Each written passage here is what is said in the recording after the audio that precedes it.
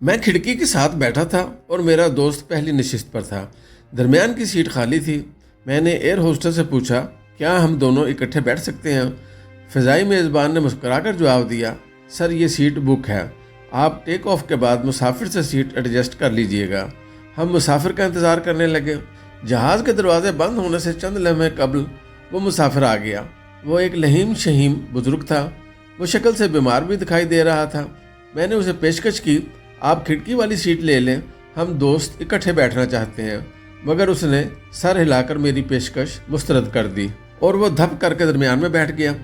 وہ دونوں سائڈ سے باہر نکل رہا تھا۔ میں اس کی وجہ سے جہاز کی دیوار کے ساتھ پریس ہو گیا، جبکہ میرا دوست سیٹ سے آدھا باہر لٹک گیا۔ موٹے آدمی کے جسم سے ناگوار بو بھی آ رہی تھی۔ وہ پورا منہ کھول کر سانس لے رہا تھا اور سانس کی آمد و رفت سے ماحول میں بو پھیل رہی تھی۔ ہماری گفتگو بند ہو گئی۔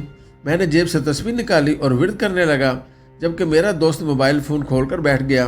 وہ میری زندگی کی مشکل ترین فلائٹ تھی۔ میں نے وہ سفر اذیت میں گزارا۔ ہم جب لاہور اترے تو میں نے اپنی ہڈیاں پسلیاں گنی اور اطمینان کا سانس لیا۔ ہم ایئرپورٹ سے باہر آ گئے۔ میں نے اپنے دوست سے پوچھا، سفر کیسا تھا؟ وہ ہنس کر بولا، زبردست۔ میں نے موبائل فون پر کتابیں ڈاؤن لوڈ کر رکھی ہیں۔ میں سفر کے دوران کتاب پڑھتا رہا۔ میں نے پوچھا، کیا تم موٹے آدمی کی وجہ سے ڈسٹرب نہیں ہوئے؟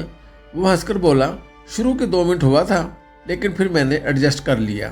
میں نے اپنی کوہنی اور پسلیاں اس کے پیٹ میں پھنسائی اور چپ چاپ کتاب پڑھتا رہا۔ میں نے پوچھا، اور کیا تم اس کی بدبو سے بھی بیزار نہیں ہوئے؟ وہ ہنس کر بولا، شروع میں ہوا تھا، لیکن میں جب کتاب میں گم ہو گیا تو بو آنا بند ہو گئی۔ میں نے حیرت سے اس کی طرف دیکھا اور پھر کہا، لیکن میں پورے سفر کے دوران تنگ ہوتا رہا، میری سانس تک الجھتی رہی۔ میں اللہ سے دعا کرتا رہا، یا اللہ یہ سفر کب ختم ہوگا؟ وہ ہنسا اور بولا، میں بھی ایسی صورتحال میں پریشان ہوا کرتا تھا، لیکن پھر میں نے اپنی پریشانی کا حل تلاش کر لیا، میں اب ایڈجسٹ کر لیتا ہوں۔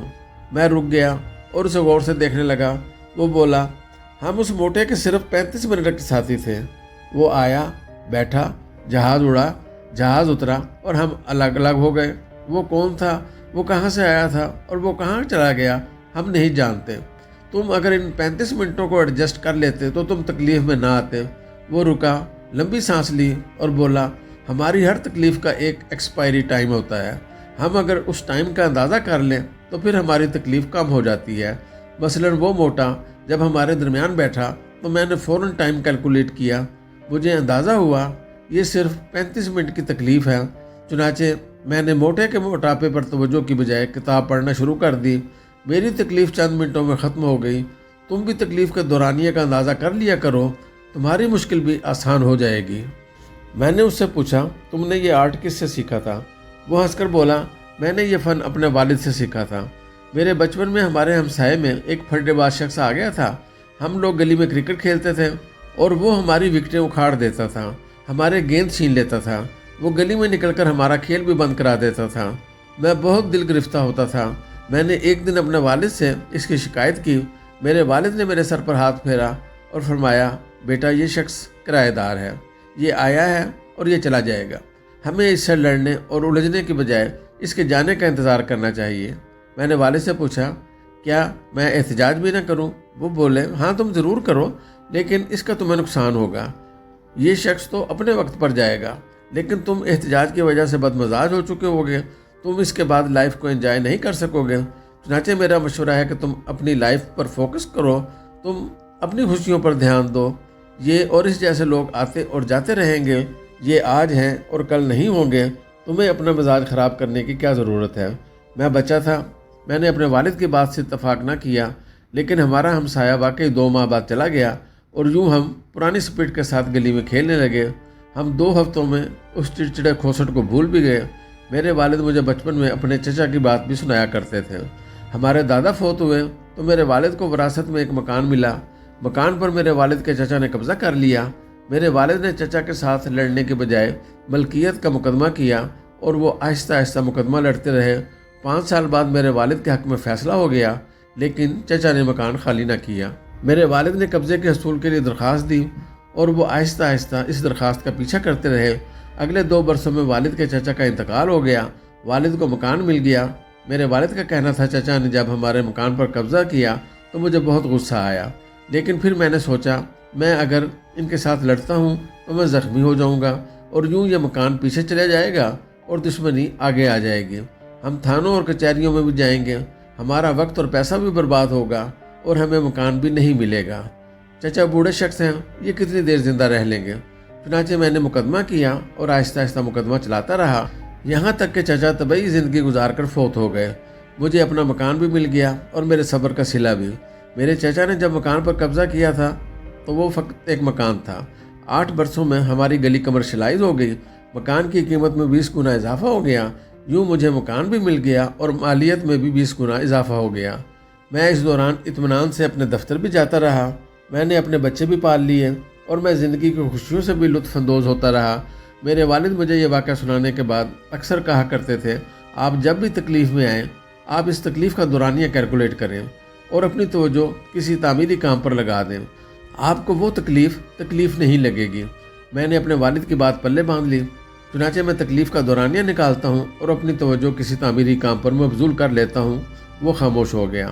یہ نکتہ میرے لیے نیا بھی تھا اور انوکھا بھی۔ میں نے اس سے پوچھا، کیا یہ تمہاری روٹین ہے؟ وہ کہہ لگا کر بولا، ہاں، مجھے جب بھی کوئی تکلیف دیتا ہے میں دل ہی دل میں کہتا ہوں یہ آج کا ایشو ہے، یہ کل نہیں ہوگا، میں اس کی وجہ سے اپنا آج اور کل کیوں برباد کروں، اور میری تکلیف ختم ہو جاتی ہے۔ میں نے پوچھا، مثلاً؟ وہ بولا، مثلاً وہ موٹا شخص صرف 35 منٹ کی تکلیف تھا، ہم نے صرف 35 منٹ گزارنے تھے اور اس تکلیف نے ہماری زندگی سے نکل جانا تھا۔ مثلاً کوئی شخص میرے ساتھ دھوکہ کرتا ہے، میں اس شخص اور دھوکے دونوں پر کہہ لگاتا ہوں اور آگے چل پڑتا ہوں۔ یقین کرو، وہ دھوکہ اور وہ شخص دونوں چند دن بعد میرے لیے بھولی ہوئی داستان بن چکے ہوتے ہیں۔ مجھے کیریئر میں بے شمار مشکل باس اور خوفناک کولیگز ملے۔ میں ہر مشکل باس کو دیکھ کر کہتا تھا، یہ آیا ہے اور یہ چلا جائے گا، مجھے اپنی زندگی برباد کرنے کی کیا ضرورت ہے۔ میں خوفناک کولیگ پر بھی ہمیشہ سوچتا رہا، یہ مختصر سفر کا مختصر ترین مسافر ہے، یہ اپنی منزل پر اتر جائے گا یا پھر میں اپنے سٹاپ پر چلا جاؤں گا، مجھے اس سے لڑنے کی کیا ضرورت ہے۔ آپ یقین کرو، میرے مشکل باس بھی چلے گئے اور خوفناک کولیگز بھی، اور یوں میرا سفر جاری رہا۔ میری زندگی مزے سے گزری اور مزے سے گزر رہی ہے۔ وہ رکا، ہنسا اور بولا، آپ بھی یہ حقیقت پلے باندھ لو، زندگی 35 منٹ کی فلائٹ ہے، آپ ساتھی مسافر کی وجہ سے اپنا سفر خراب نہ کرو۔ آپ تکلیف کا دورانیہ دیکھو اور اپنی توجہ کسی دوسری جانب مبذول کر لو، آپ کی زندگی بھی اچھی گزرے گی۔ میں نے ہاں میں سر ہلایا۔ وہ اپنی گاڑی میں بیٹھ گیا اور میں اپنے دفتر چلا گیا۔ لیکن وہ دن ہے اور آج کا دن ہے، میں جب بھی کسی مسئلے کسی تکلیف کا شکار ہوتا ہوں میں دل ہی دل میں دہراتا ہوں، یہ 35 منٹ کی فلائٹ ہے، یہ ختم ہو جائے گی اور میں جلد اس تکلیف کو بھول جاؤں گا۔ مجھے کل یہ یاد بھی نہیں رہے گا میں کبھی ایک ایسے مسافر کے ساتھ بیٹھا تھا جس کی وجہ سے میرا سانس بند ہو گیا تھا اور جس نے مجھے پوسٹر کی طرح دیوار کے ساتھ چپکا دیا تھا۔ زندگی کا سفر انتہائی مختصر ہے، ہم اگر اس مختصر سفر کو شکایت دفتر بنا لیں گے تو یہ مختصر سفر مشکل ہو جائے گا، ہم اپنی منزل سے ہزاروں میل پیچھے اتر جائیں گے۔ چنانچہ جانے دیں، تکلیف دینے والوں کو بھی اور اپنے آپ کو بھی، صرف سفر پر توجہ دیں اور یقین کریں کہ ہماری مشکلیں، ہماری تکلیف ختم ہو جائے گی۔